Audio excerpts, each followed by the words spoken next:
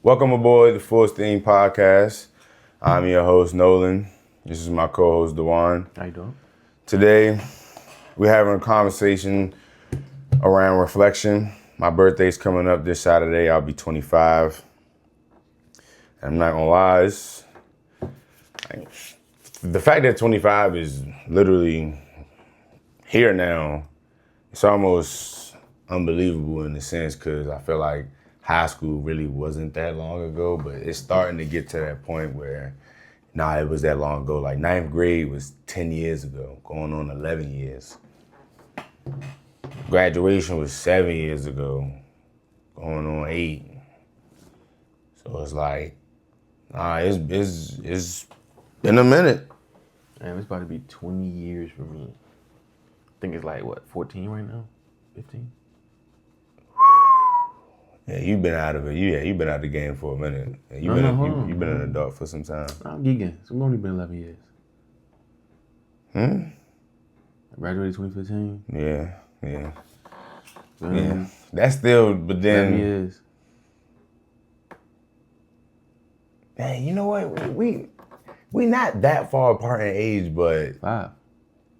The barely like 4, 5. The difference in like life experiences as far as when you graduated and when I graduated. So like, boom, racism and all that, or being stereotyped or anything of that nature. For the longest, bruh, I would move around feeling like, am I missing something? Oblivious. Cause I really don't encounter that too much. Even to this day, I really don't encounter moments like that much. So earlier, that story I was telling you, now I get to tell y'all too. I got into it with a coworker of mine when I first started working at Honda. Now, mind you, I had jobs before at Advanced Auto Parts and Marshalls, and I encountered people of all races, you feel me? At Advanced, majority of the time, black people, you feel me? Because we in the thick of it. Yeah. So I'm like, you feel me? I have a good rapport with anybody, really. Don't matter what ethnicity you are. But with this particular gentleman, not even a gentleman, this particular bitch. Individual. I'm 18 and he's late 30s, and I had a ticket. I advised that they get new clips for this fender liner, and instead he wanted me to use the older clips. And a lot of times when removing these clips, they break. So I'm like, new ones. He called me a hack and all this other stuff. He started name calling. He started getting loud with me, and as I'm responding to him, he starts saying things like, don't get all ghetto on me and all of this other stuff. And I'm just like, I'm not even looking at it like he's being racist. I'm just looking at it like you're a grown man, almost 40, and you really acting like this and talking to me like this as if I did something to you. I simply recommended work on a customer's car because I felt like it was needed, and now you bugging. That was very like, whoa. Didn't look at it as racism, but I could also like see how when people end up in a moment like that, that's the first thing you shoot to. But I didn't even think that first. I'm thinking, you as an adult, why you acting like this? And throughout my time of like high school, middle school, elementary, like only time we, kind of had like any type of moment like that was when I was in Boy Scouts. Me and Ma, she told me about like when I was, we was building these go-karts and whatnot. We went to this, little event and whatnot, and kind of encountered some of that there. But like me personally, I can't really say I've had to deal with that too much. So I always was like, I can't never forget, like I'm black. And the way, some people may treat me, I gotta be aware of that. You feel me? Like, I'm a very empathetic person. You feel me? So it's like I feel and I see energy. You feel me? Like I know when somebody irritated. I know when somebody not in the mood. I know when somebody is moving with joyous, you feel me, movements. And it's like, you can tell. If you can read, you feel me? Now, I'm not talking about literature. If you can read people, if you can read movements, if you can read that weird shit that people be exerting, you feel me? And shit just be exuding off them and shit. If you can read that weird ass energy, then you can recognize and move accordingly. And I've always been like that. You can tell when somebody's on some funny shit. You feel me? Or some even if you can't put even if you can't put a name like to being it. around like Kayvon and them all in back around Oxon Hill. You always knew when they was about to do some shit because they started getting real like you know, moving weird. It's like these niggas about to fight somebody or they about to go jumping it. You could tell when they about to do something because of the way they moving. Yeah, lurking. You know what I'm saying? You feel me? They start moving a little different. That friendly, you know, that open, that come play basketball. That's gone. You feel me? We now they beefing. It's like, all right, get out of here. Let me go escape. You feel me? But it's been like that my whole life. You feel me? You can tell when, like I learned it from Ma. Like always watching Ma and shit. You know, stay out of the grown people business. But you know when like they off having their own conversations. You could tell when they're having a funny conversation. They having a heartfelt conversation. They're having a argument. Yeah. You feel me? You could tell it's some shit. It's some shit. If I can't hear it, you can just see it. You could tell the hand movements, the way they looking at each other, the walk away, walk back, the head shaking, the hands and shit. You can tell like it's something going on. It's something going on. I don't know what, but it's something going on. You feel me? But it's like you gotta know how to read. If I can read, I'm good. Cause I used to be oblivious to, you know, certain shit like, that was racism. Now it's like, I'm not saying I don't trust, you know, anybody outside of my race as far as that goes, but I really don't.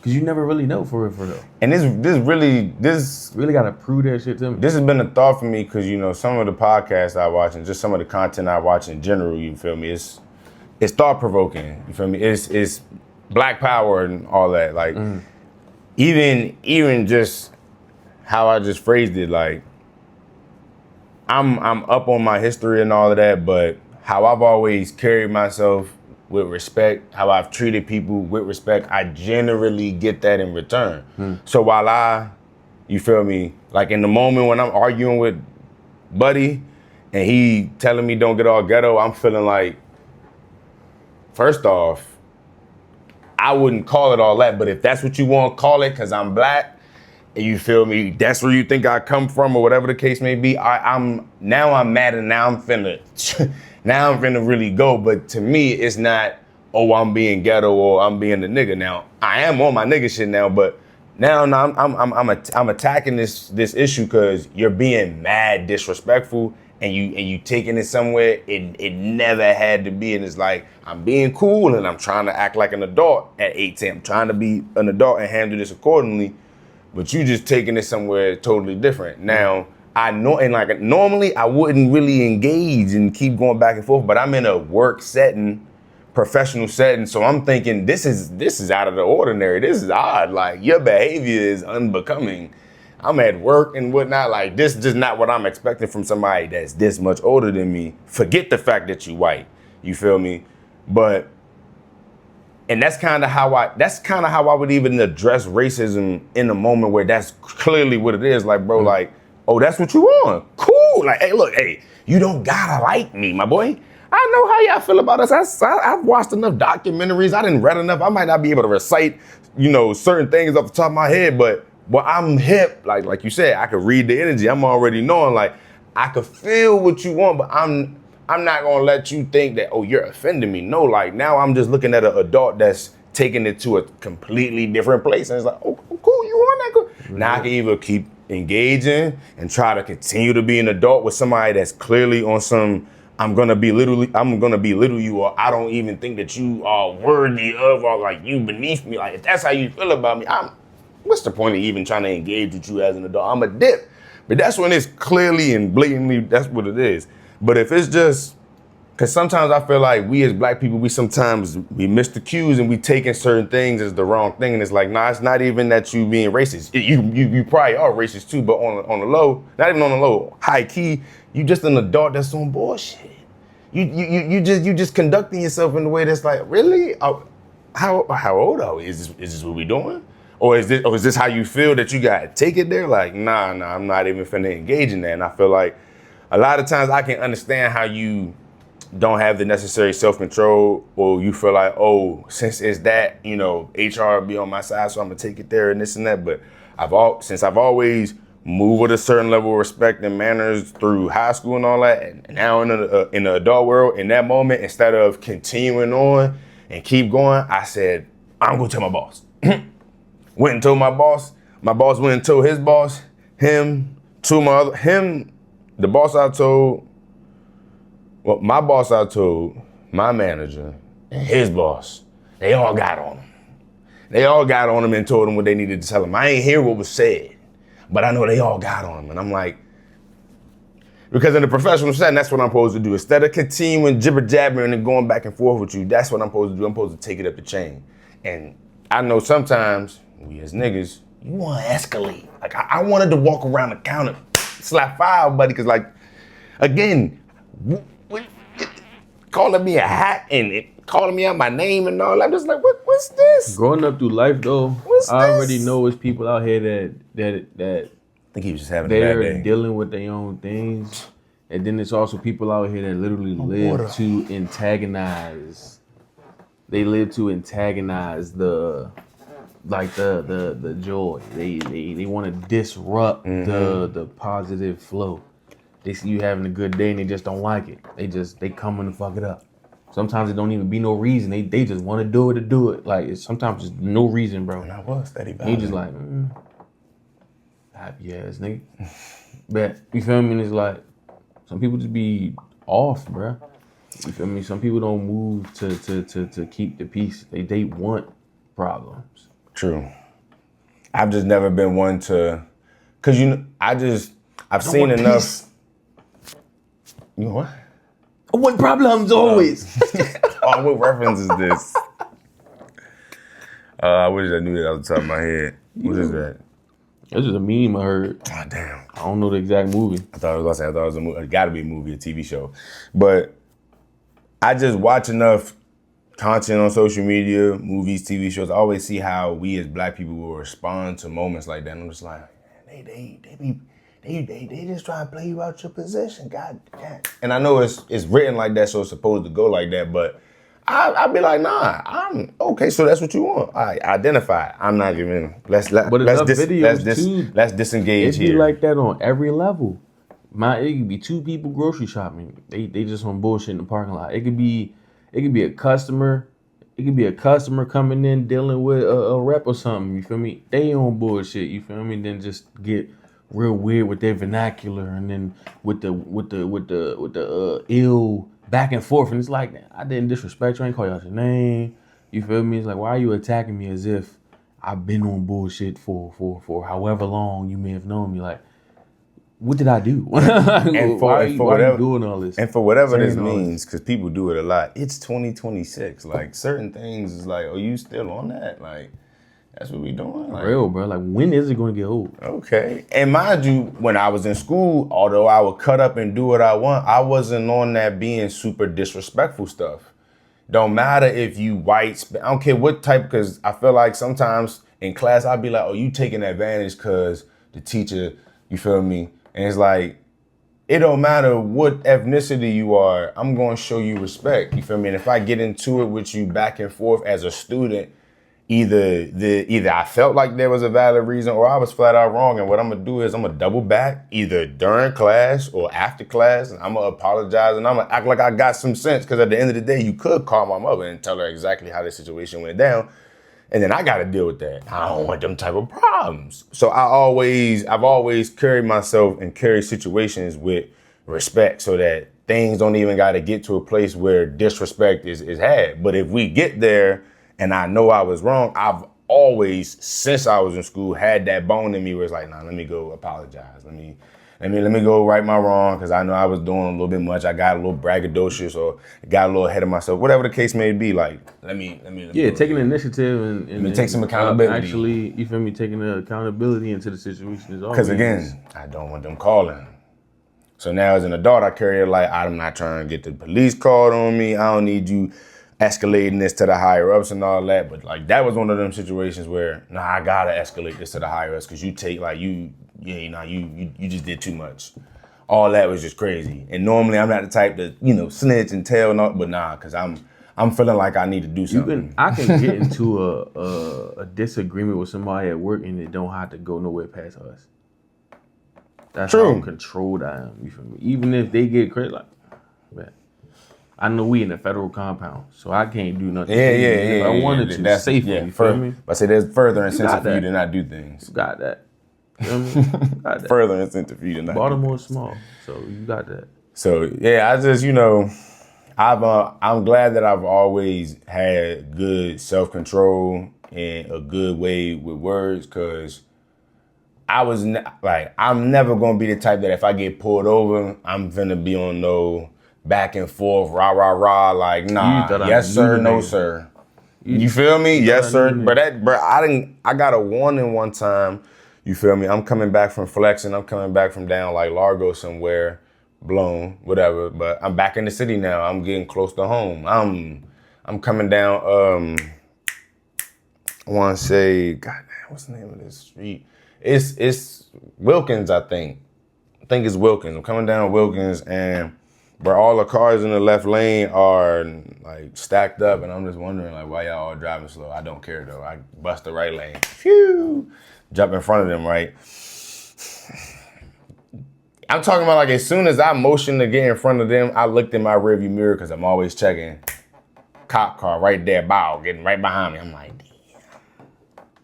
So I pull over, and boy, what? Nothing but respect. You know what I mean? Kept it cool. I was honest about what I was doing. Didn't try to lie my way out of this. That's nothing. The thing. It was People just don't know how honest to and straightforward. own up to their shit. Looking the man dead in the eye. I wasn't. They're like, come on, bro. Like, gave me a warning. Like, let me off with a warning. Bro, and if you just you feel. And me? look, I don't want to get into it because for people be a little sensitive about it, but he also. The things that you see on the internet and all that, bruh, don't have to happen. Half the time you be like, bro, they actually something, just do it. I had got pulled over by the airport one time, you feel me? No, he pulled me over for my front tag. I never put a front tag on my shit. Mm-hmm. Plus I had a real like thing. I'm like, well, I don't have any screw holes to put a tag on my car. So, you feel me? I don't have it on there. But it is in the back seat. You feel me? Showed him the joint. He looking. He smelled weed though. Now I was fresh off smoking in the house. Boy, I'm talking about boxed out. I'm cooked low key, kinda. But it's like in certain situations, I sober up and you wouldn't even be able to know nothing. Feel me? So you're like, you got any weed in the car? I was like, nah. I even went straight up, was like, you can search this motherfucker. Got straight out that motherfucker. You can search this joint, officer? What you talking about? Like, I ain't got shit to hide. You with me? He was like, oh, So I opened the door. I got out. I went to the back of the car and shit, talking to the other officer. He going through my shit and all that. He said, came back to the joint. You feel me? I go back there to the office. I put my hands up. He said, man, put your hands out. He said, put your hands out. He said, it's not that serious. He said, put your hands out. He said, you ain't doing nothing but complying. He said, you're all right with us. I said, I'm out of here. So you feel me? I'm just sitting there chopping it up with him, talking and shit. Dude finally finished looking in the car and shit. He ain't fucked nothing up or nothing. He just literally like looking around for shit. Man. The car was so clean, nigga. It's no junk in there. Car stayed clean. Nigga. There was no junk in that bitch. All he had to do was look, nigga. You see, ain't nothing in there. He was like, whatever you was smoking was strong as hell. Because when you got the car, it didn't smell it anymore. I was like, thank you. Mind you, I left the house an hour after I smoked, bro, and I'm still boofing, riding around with my windows down. This was like October, so it's kind of cool outside, but it's still warm. Mm-hmm. So I had a hoodie on, the white hoodie, the half zip that I used to wear in the house all the time. Mm-hmm. Not white, gray. It's like a grayish white. It's like a real light gray. Man, what? Went outside, boofing, and I was gonna go DoorDash. And that's probably the best time that I got pulled over. You got pulled over by the airport, but you was about to leave the airport to go DoorDash. Nah, I went up to like Glen Burnie. I was going towards Glen Burnie side to go DoorDash. Ah, okay. Boom. Brother, but the officer even said like, usually like he basically was like, people that look like me usually run or like make this a difficult type of interaction. So the fact that you was complying and you was cool, that you was respectful, I let you off with a warning. And I was like, bro. Mama raised me right. I'm in the wrong, bro. I got pulled over doing 83 and a 40. He could have took my past a firehouse. I was doing 60.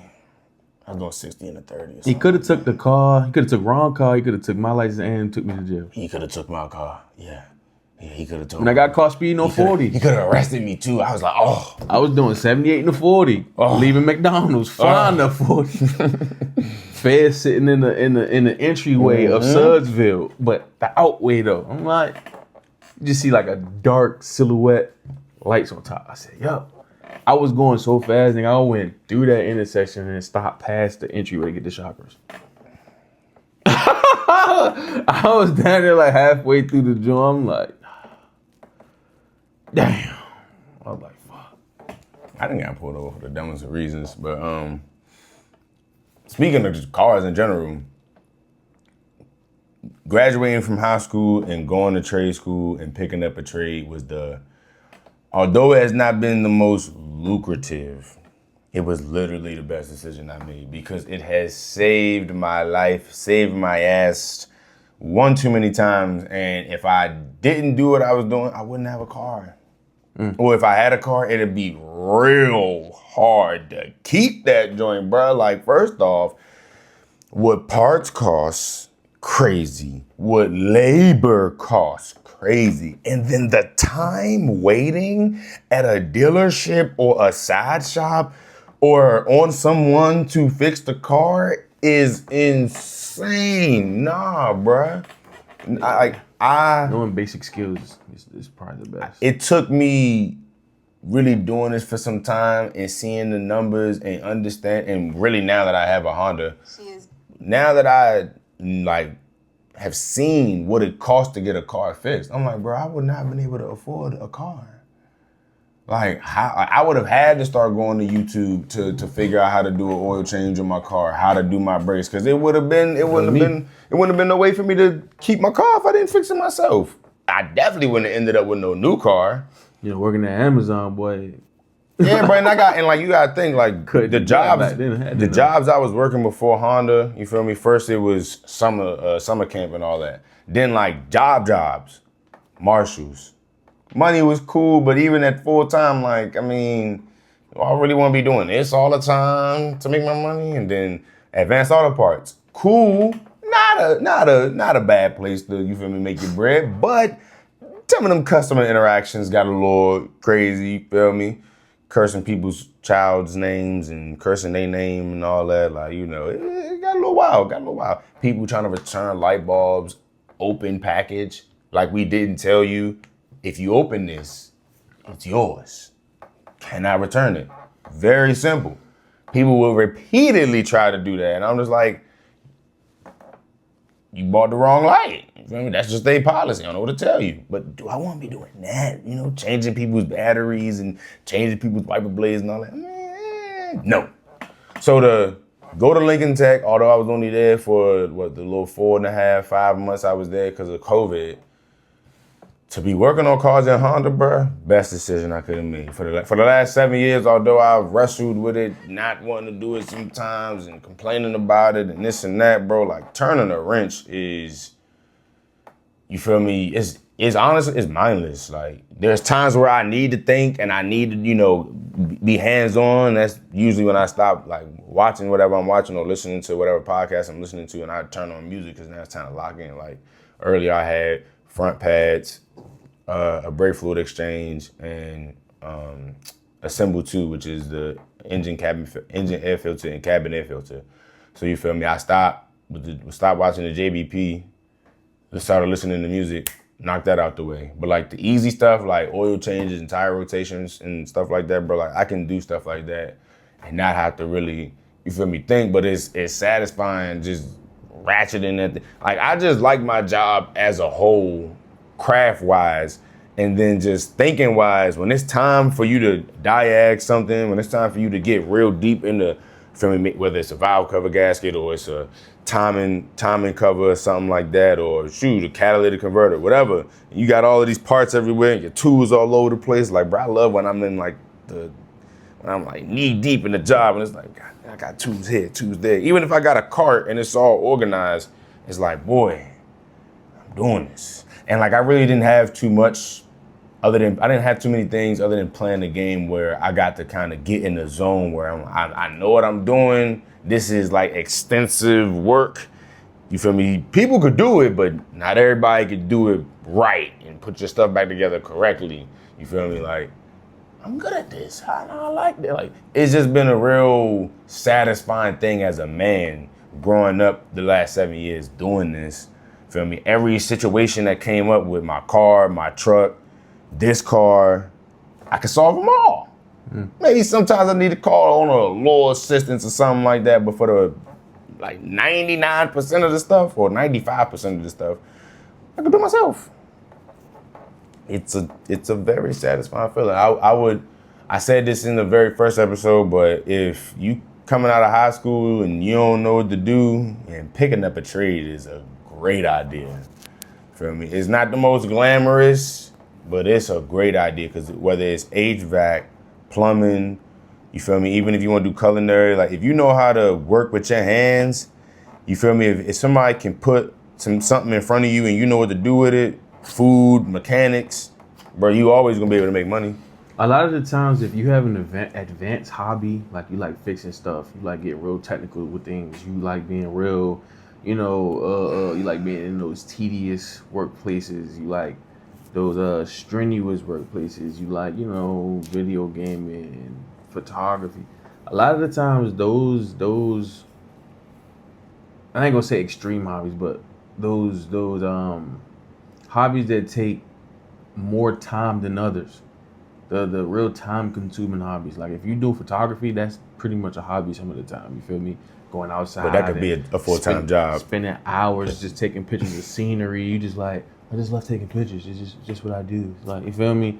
Painting. You feel me? You might want to paint. You feel me? You might paint for fun, but you might be like that. Trade school is like you level up to get into your hobby professionally. Yeah. You feel me? Hobby or what would you call it? Like basically I guess dream low key. Feel me? Cause low key, there's sometimes hobbies is like your most relaxing activity that you could do on your own without nobody else. True. So it's like, if I'm gonna do anything, I'd rather do this, because this is what I like doing the most in my free time. So I'd rather fill my time with what I love. And I mean, in a way. At first, I came out of school. I mean, I came out of high school not knowing what I wanted to do as far as like college and all of that. So I felt like, why waste my time going major to major and stuff like that versus getting a trade? Like, I wasn't super, like, I can't draw, so I wasn't into all of that, but I did like working with my hands. I like doing physical work. Like if I'm asked to help move this or help move that, like when it just comes to getting a task done, when it comes to getting things done, I like to do that. So when I went to a car convention center and I saw all of these different cars that were customized by people themselves, I felt like if I get to a point technically, I could do some of what they're doing. But you feel me? It didn't start off as a hobby. It started off for me as I'm gonna need a way to make money. I'm gonna need a way to I'm gonna need a way to survive when I get out of school. This what I'm gonna do. Now, like for somebody like my coworker Charlie, who grew up in it, his dad was doing it long before he was born, so he was born into turning a wrench. It's not even a hobby for you, this is a lifestyle. So like in that, you could do it and you can enjoy it and you can love it, and it's a step above whatever you was doing tinkering in your room. And then in my case, I started doing this for the purpose of I need to be able to make money and survive. And I slowly but surely started to fall in love with the craft itself. Cause like, you know, regular like dealership work, it is what it is. But the more advanced things that you can do as a mechanic, like seeing what some of the people around me can do, seeing what people could do at other shops, it was like, okay, nah, this is something to like respect, and this is something to get into. This is something to at least hold on to for the rest of my life, because this will easily evolve into something else for me as long as I stick to it in some shape, form, or fashion. And then you got the people like Charlie, where this is a lifestyle for you. Like, you've been doing this since you were a child, so you are just naturally good at it. And anytime you pick up a wrench, whatever job it is, it's like nothing to you. Like, but in my lane, at first it was very challenging to stay in it because I felt like, well, this is going to wear down on my body. This is like, at some point it becomes mundane because like I'm doing a lot of the same things over and over again. And then I got to a point as I got older where I'm like, nah, like this helps me keep my car on the road, me doing this. I have the alignment rack at my disposal. I have a lift at my disposal. I have all these tools in here. Not just my tools, because I'm fly with my coworkers, so they'll let me use some of their stuff if I need to.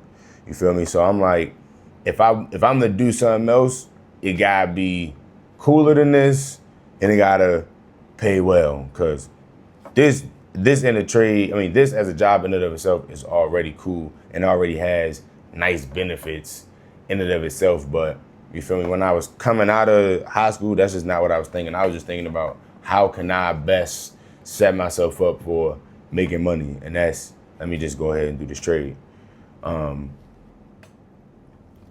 Survival mode, and that's what I've been in since pretty much becoming an adult. Like, I haven't really broke through to that next level just yet. But that shit puts a dampener on my creativity and my learning. Like, not I can't learn anything, but like it be so much going on in terms of trying to make sure that bills are paid and this is kept up with and blah, blah, blah. Adulting. I'll just be wanting to, a lot of times, get in the house, chill, go to sleep. Like, I get up in the morning and do a lot more, and do this all over again. Sometimes I'm doing blocks early in the morning, or I'm not doing that, but I'm getting up early to get to work, or I get to work when I get to work. But still, I'm at work, sometimes late because it's a lot of tickets and whatnot. So it's like, all of this I'm doing is to make sure I can pay my insurance, pay my car note, pay my rent, pay this, pay that. And like, when I do have free time, because I'm already running around trying to do DoorDash and do Flex and do this and do that, I just be wanting to chill. So I'm like, I noticed, when I was able to kind of get up a little bit last fall, I'm like, wow, I was really able to think a lot more freely and be a lot more creative in terms of just coming up with things on the fly. And I'm like, that's interesting how, you feel me, just when you in a space where everything count and you gotta make sure things is in order or it could topple, versus when you got it at a point where it could just kind of flow and you on time or early with things. What you could think about here and what you could think about here, two totally different things. And just like the restriction here is so heavy, and it's annoying because I'm like, this don't feel like this far away. But it is though. And it's like I gotta be able to make a certain dollar amount in order to get to a space where, all right, I could think this freely and not worry about whatever is going on with, my bills and this and that. Like, that's been one of the things I've been trying to accomplish as an adult, is just get to a point where, my bills are on auto pay. I don't gotta keep, I gotta make sure I do this and do this. I don't want to have to keep thinking about that all the time. That's what I strive for, bro. Auto pay, and you just got like, maintain like realistically like decently like at least 10 bands, just sitting in that joint, just there. And every time you get paid, it just replenish whatever got took up out of there. Yeah. Yeah.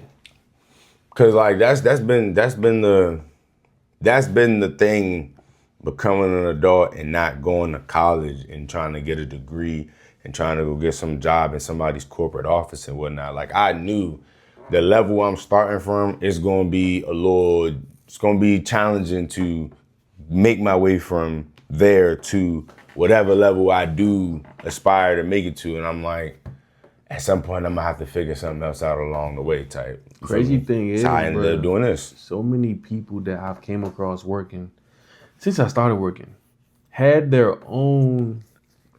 Already had their diplomas and stuff, and I'm like, you graduated college and you working with me? We at Amazon. We at like the airport. Shouldn't you be doing something bigger than this? You feel me? You would think so. That's how they pictured college so much. And it's like you accumulated so much debt, yet you ain't doing nothing that's in the field that you went to school for. And it's like, not even close. It's like, that sucks. Only but so many, you feel me, fields actually like pushes you into it. A lot of people just end up doing other shit. But the other side of it also is people being in college too busy socializing that you're not taking advantage of certain opportunities where, you know, they might have had what would you call it? Like a job fair where maybe, because I don't know how often colleges do that because I didn't go to college, but I'm certain that there be people on the campus that's there for stuff like that know people or teachers and whatnot. And because you too busy trying to run around with your girlfriend, your boyfriend, you too busy trying to run around with your friends, you too busy partying and whatnot, you missing out on some of the opportunities that you could be taking advantage of that the college does present. But you wouldn't, you feel me? You wouldn't know because you off doing your own thing. So it's both things. Like they don't really always put you in a position for that. Like they're not just going to like give you a job. This ain't like trade school where they got certain, you know, businesses already tied into this school where you can pipeline people there, blah, blah, blah, blah. And again, if that is the case with some of these colleges, like, you know, the higher colleges, like, you know, Yale and all of that, but you gotta be there. You gotta apply yourself. Like, you know, just simply going to class and doing your work and all, that's not gonna be enough in that case. The extra step that it would take to get that 6 figures in the working world, in the school world, where that extra step gonna be, getting cool, getting good with your teachers, getting good with certain faculty members and whatever the case may be, because they may be tied into certain places that you want to go work at. So make sure that you know, got a relationship with them people so that you can take advantage of that come senior year. You feel me? I feel like I would have socialized a lot come, you know, freshman year of being in college, but at some point it would have really dawned on me, like, it wouldn't have took much. Well, this is expensive. Now I need to get, this professor been here for how long? Okay, and I'd be observing relationships and whatnot, who's good with who like, you know, I need to be tied in with the right people so that I can have certain conversations with these people and they can steer me in the right direction to where I want to go. They might know somebody that can get me into where I'm trying to be at, and bow, just like that. By the time senior year comes for me as a college student, I probably would have already secured my position somewhere, or at least an avenue to get somewhere. But too often, you going in there and, bro, just that first time I went down North Carolina, that was my first time feeling like I'm in college. Like, this is college life. But I'm knowing I have a job to go back home to. So from the time I touched down, I'm knowing like I'm about to have a good time down here. I'm engulfed in all of this college life, feel me? We drinking, we smoking, we ride, we're moving around a lot. Like, there's a lot going on, parties and all that. And then at some point while I was down there, as time just kept blurring itself together because it was just staying up late, I'm like, damn, I got schoolwork to do probably, projects probably. I got a job to go back home to. Ooh, like, y'all probably should like be doing work and whatnot, and like I can have as much fun as I want, bar none. Cause when it comes time for me to go home, I'm gonna be sober and ready to drive home. Y'all got nothing but schoolwork to keep doing while you're here. Cause that was like, I think that was their senior year or the year before their senior year. Either way, woo, I wouldn't want to do that. I couldn't be partying the way I was partying and still trying to get work done. Oh no. Oh no, sir. Maybe one day. After party, you feel me? I would have gave a day of that. Like, mix this with the class work. Yeah, no. You got, bro, I've been up since 4 a.m. I got a class at 8. Ooh, I gotta go sleep in this little bony ass twin bed. Nah. Them beds little as shit. So I can only imagine coming in the damn dorm room 3 a.m, knowing class at 8. Woo! Boy, I'd be pissed off waking up at 7, whatever, to make sure. Flunk. You feel me? Making sure I get to class on time. Yeah, I can't do this shit. Yeah, nah, bro, nah. I was so thankful of the fact that I have a job. See, these people are gonna need jobs when they're done with this. And hopefully they set themselves up appropriately so that you can get jobs. But if you don't, I don't know. I don't know. And you done assumed all this debt and whatnot. Woo.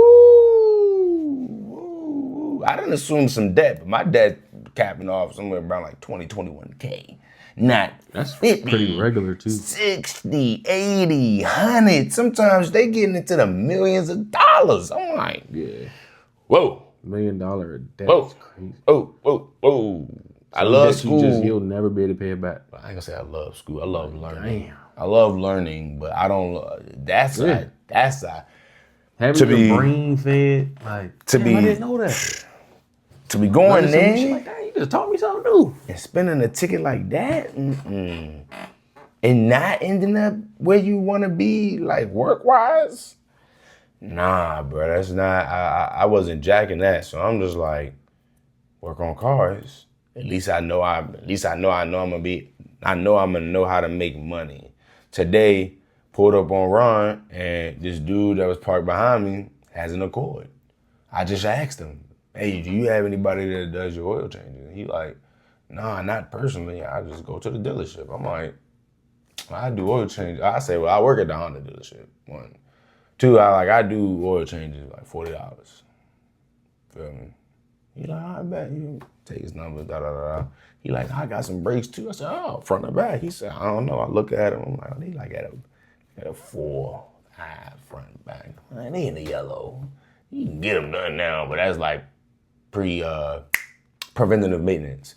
But I'm like, you could probably still ride on them for a little while longer. But he about to be going on vacation, whatever the case may be. Point being, money. Because I know how to work on these cars specifically, I done seen this goddamn car, I don't know how many goddamn times at this point, hundreds of times, thousands of times at this point. I done worked on so many of these, it's not even funny. Brakes, oil change. I done done it on this car a plethora of times. There's hella people at the airport be having car issues. Easy money, see, stop right there. And that's I love this car stuff, but I don't get myself too deep into certain waters. You feel me? If it's a Honda, all right, cool. I wasn't saying everybody's vehicle. Like, you got a Porsche. No, but I'm only addressing it because I like to always be transparent with anybody I do business with, bro. If it's a Honda, I worked at Honda for this amount of years. I'm fly with them joints. It's certain things on them joints. Even I still, if I feel like I'm shaky on it, I'm gonna let you know. But I like to be honest about it because it's like, I don't want you to think, oh yeah, could you help me? I mean, basic stuff though. I don't always lean on the side of, I can fix everything. I'll give it a look. Let me look at it. I probably still got you. You feel me? I mean, now, basic things like that. brakes and oil changes on any brand. Knocking sound and all, fuck all that. I could do that. Take your shit to the shop. But, I mean, and even some diagnostic, like, diagging certain things like, a knocking noise or something like that, like, because I'm sometimes really like curious and just on some, let me see, I'd be open to at least trying to give you the best information I possibly can. But I always leave a asterisk at the end of it. Like, look, I ain't no expert on this. So I'm not 100%, but this what it sound like to me. This what I think it is. Especially if it's a Ford, Chevy, my Tahoe I'm familiar with. So Ford, Chevy, anything that's not a Honda, feel me? I'm not messing with German, Mercedes, BMW, all that. Problems I don't need in my life, feel me? Although I know how to do an oil change on the Mercedes, it's like, I'm cool. I don't even want to bother with that. Like, I would stick to Honda because he's super easy to work on, and like me and Charlie was talking about earlier, you don't undo one thing and then something else totally different breaks for whatever reason, and it's like, this is just poor engineering, or it's junk as he would call it.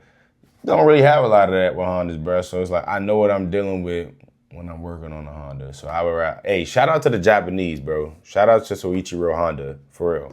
I was doing some research on his history and all that, and Honda's history, and I'm just like, I picked a good brand to work for, bro. Like, cause I can also work on Acuras too.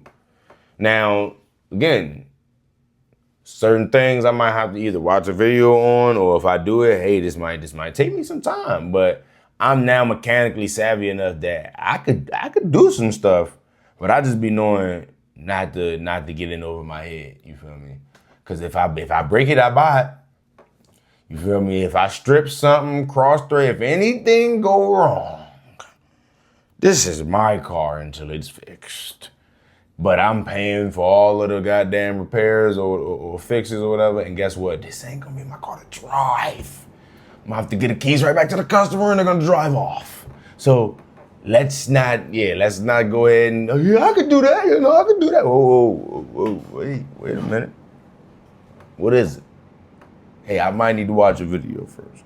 And I don't be caring if that might be like, I'll go to somebody else. Cool, no sweat off my back, because I can't act like this mechanic shit don't, tax. Well, it taxes the body something serious. Oh, yeah, so sure. I ain't just finna be, I like making money, and I'm gonna make my money, but I'm not gonna put myself in compromising situations. Tax, boy. Gotta pay them taxes. Not gonna put myself in compromising situations, not at all. Speaking of taxes, real quick. Last week for Capital Connections, I chose Montana on the fly because I didn't prepare for it properly. So I wanted to come back with a fun fact for Montana and a historical fact. Montana has no statewide sales tax. So if you spend $100, if you buy something for $100, you pretty much paying $100. Only $100, that's lit. It's like Delaware. Historical fact. Helena, which is the capital of Montana, Helena exists largely because of gold. In 1864, four prospectors struck gold in an area that became known as Last Chance Gulch. Helena eventually grew from that mining camp into Montana's capital. I chose Montana, bro, because I ain't gonna hold you. I don't know what about, maybe because it sounds like a woman's name, Helena. It was easy to remember, but always Montana's one of them states that just stands out to me because of how big it is and where it's at on the map. So yeah, that was the state I chose last week. The state I chose this week is Ohio. Capital being Columbus. Didn't take no facts down for Ohio though. Hey, go Buckeyes. Go Buckeyes. I'll come back with something for that later. Probably while you doing your state. Well, Capital Connections. We got West Virginia on the board. West Virginia. Used to be one of your friends. I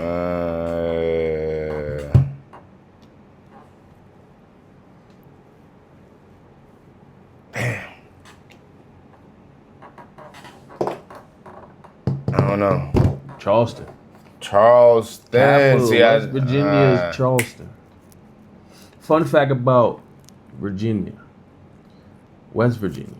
Southern Virginia has shaped the black community more than almost any other region, serving as the origin point of American slavery in 1619, as well as the foundational legal battles for civil rights. The region's impact is defined by deep systematic oppression, remarkable cultural and economic resilience, and a legacy of landmark resistance. Now, I didn't know it was that high up as far as being the origin point of slavery. I don't hear a lot of. That's another thing. Like certain places I be hearing about, like West Virginia is one of them places, bro. Historical fact. I got 3. No, I got 2. Jamestown origin. Now, when I read this, I was like, wow. That's kind of crazy. We'll go over it later. You feel me? Point Comfort in Virginia was where the first recorded captive Africans arrived in English North America in 1619, embedding the state at the root of American chattel slavery. That's crazy. West Virginia really was at the pinnacle of this. Damn. Urban renewal and displacement, mid-century highway construction and university expansions intentionally sliced through or demolished thriving historic black neighborhoods, such as Richmond's Jackson Ward or Charlestonville's Vinegar Hill, devastating local black generational wealth. So they was purposely going out of their way and doing construction through areas where African Americans were coming up in life. That's nasty work, bro. Like purposely destroying their shit and building stuff through. Like what? Could you imagine they tear your store down and they send it because they about to build a road right here? Like what? West Virginia is one of them places Highway. that I wouldn't. It's not really high on my visit list out of all of the states. Out of the 50 states, it's not high on my. I need to visit. That I don't place. plan on going at all. Actually. Yeah, honestly. Cause see, I know how they get down. The thing that throw me the most is just hearing how we're painted as a whole. Like y'all be trying to make us sound like degenerates and like we evil and all this other stuff, but then when you look at y'all history, it's like y'all be doing the foulest of foul.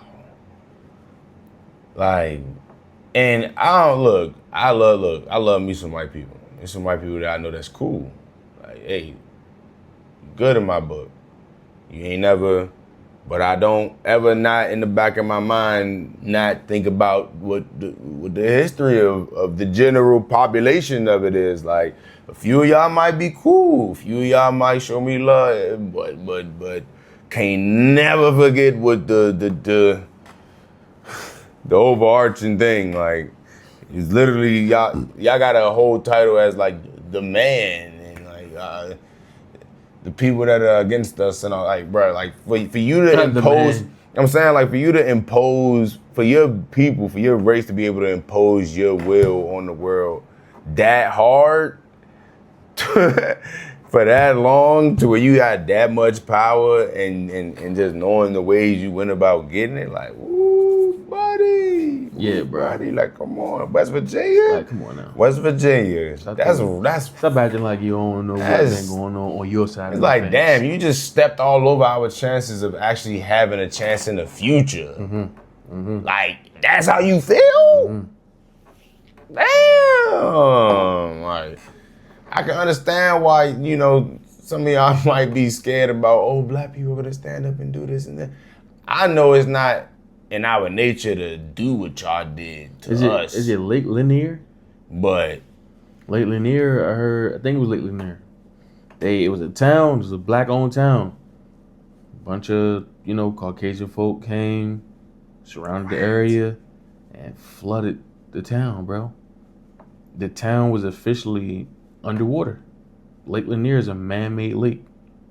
Damn. Yeah, so many people died. They did that shit while people were still in the town. Damn. Yeah, it's crazy. And they were talking about like if you actually go swimming in there, like Oh no, there you can actually see. Is a major 38,000 acre man-made reservoir.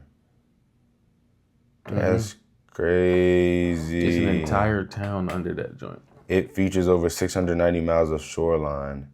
How did they even have that much water to do that? Construction, hold on. Construction flooded entire old communities, farms, and cemeteries, leaving behind underwater debris, old roads, and structures. That's nasty. Local folklore. I wonder how. Like, look at that. I wonder how much of a deep dive I would have to do to find that story. Yeah, that shit crazy. I said, damn. Lake Lanier was created in the 1950s when the United States Army Corps of Engineers built Beaufort Dam for purposes that included flood control, power generation, and recreation. Money. Yeah, so they flooded their ass with a dam, basically, is what I'm hearing. Money. Nah, I ain't gonna hold you. I'm definitely gonna look into that. Cause that's interesting. Again, that reminds me of this documentary, Exterminate All of the Brutes, where it got real for I think 5 episodes or something like that. Got into great detail about all of the different things they did, bro. And I'm just like, boy, I don't hold nobody to what their ancestors did, but man, when some of y'all get to acting the way y'all be acting, I can't help but laugh. I can't help but turn my nose in a way, cause it's like, and you think you could look down on me? You think you could look down on my people, bro? And you acting like that? Hell nah, boy. And your people got that type of smut on their jacket? Nah. Lake Berryessa, Lake Lanier, and Lake Bushhanan. Those are the 3 major lakes that have, whole areas under them, whole communities. That's insane. Yeah. What is the word of the week? You've heard of it. You probably even know it. Effervescence. I have heard this before. Effervescence. EFFERVESANCE.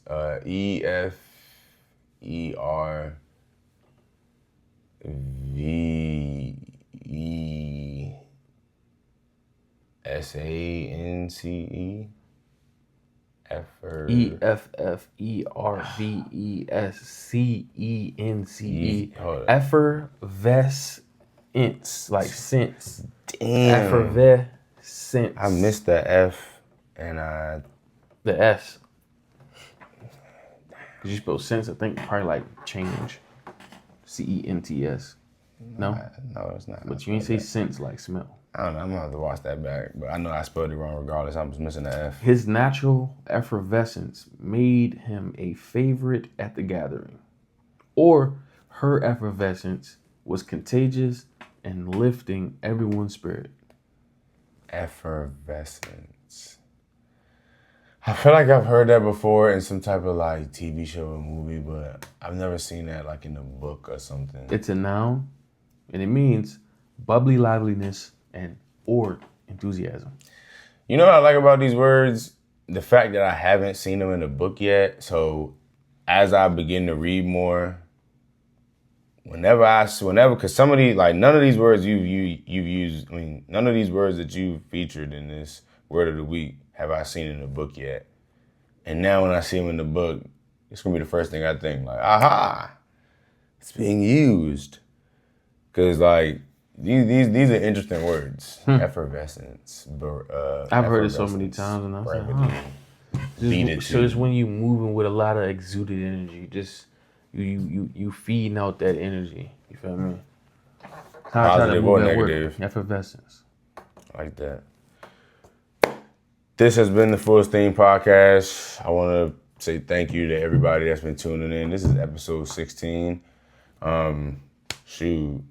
My dad told me something like, most people end up quitting before like episode 10, or if you make it to 10, people don't make it to 20, or whatever the case may be. But I really just enjoy doing this, so it's gonna be as many episodes as I want it to be. But it says it's gonna be some type of season 1, season 2. Like, no, it's gonna be recording and recording. Do it. Honestly, this is a hobby. But I hope it becomes more than just a hobby, boy. I enjoy doing this. Anyway, thanks for tuning in, and we'll see you next time. Yes, sir. Hold up, thumbnail.